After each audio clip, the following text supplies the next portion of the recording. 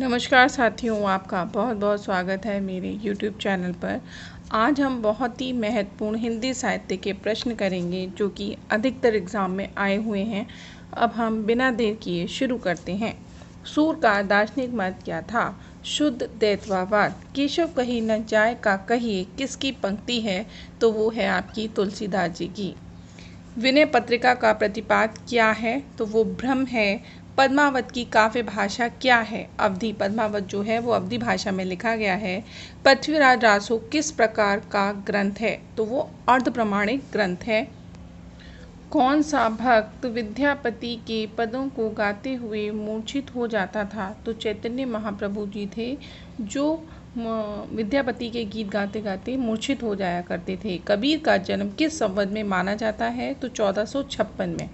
निर्गुण भक्ति धारा के कौन से दो रूप हैं? ज्ञान मार्गी और प्रेम मार्गी दो रूप हैं किसके? निर्गुण भक्ति धारा के।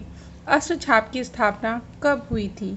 तो आप देखिए, अष्टछाप जो है इसमें 8 कवि हैं। अगर आप जानते हैं तो मुझे कमेंट के माध्यम से बताइए, नहीं तो मैं आपको अपनी नेक्स्ट वीडियो में इसका आंसर दूंगी।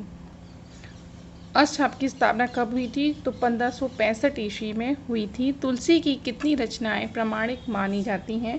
तो वो हैं 12 रचनाएं। तो जो कि 12 रचनाएं हैं वो तुलसी की प्रामाणिक मानी जाती हैं। तुलसी का कौन सा ग्रंथ सव्यन की विराट चेष्टा है? वो है रामचरितमानस। तो रामचरितमानस है वो सव्यन की विराट चेष्टा है। कलयुग का वर्णन रामचरितमानस के किस कांड में हुआ है? तो जो आपको पता होना चाहिए कि हर एक कांड में क्या है, और आपको सीक्वेंस वाइज भी पता होना चाहिए कि फर्स्ट कौन सा, सेकंड, थर्ड, इस तरह से 7 कांड हैं। उसे लाइन वाइज आपको याद करना होगा, क्योंकि कभी कभी उनके क्रम को बताने के लिए भी आता है।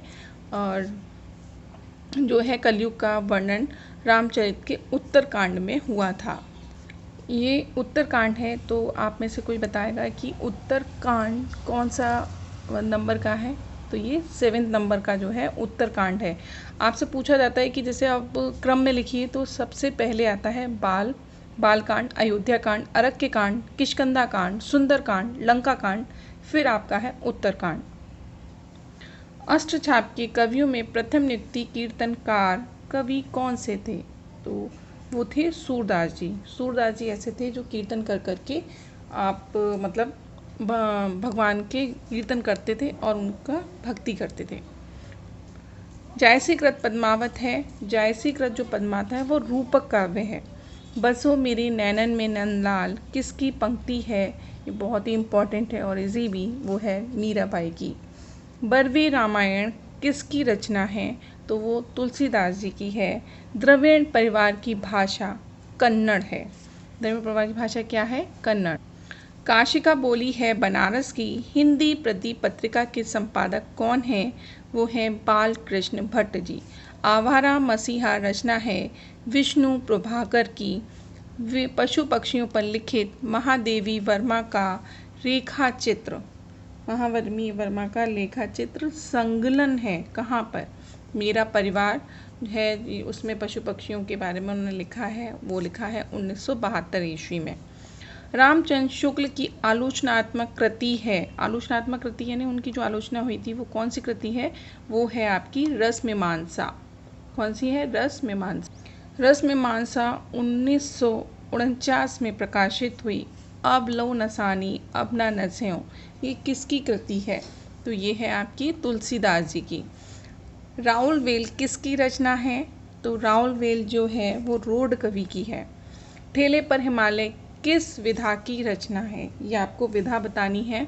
तो जो ठेले पर हिमालय है उसकी विधा है निबंध। क्या विधा है? निबंध है। ऊधव शतक किसकी कृति है? ऊधव शतक जो है वो किसकी कृति है? जगन्नाथ दास रत्नाकर की। हिंदुस्तानी भाषा का रूप क्या है? तो हिंदुस्तानी भाषा का रूप है हिंदी उर्दू मिश्रित जो भाषा हमारी हिंदुस्तानी भाषा है। प्रकृति के सुकुमार कवि किसे कहा जाता है? तो प्रकृति के जो सुकुमार कवि हैं वो सुमित्रानंद पंत जी को कहा जाता है। और राष्ट्र कवि कहा जाता है रामधारी सिंह दिनकर जी को। आपको मेरा वीडियो पसंद आए तो लाइक शेयर सब्सक्राइब ज़रूर करिए। धन्यवाद।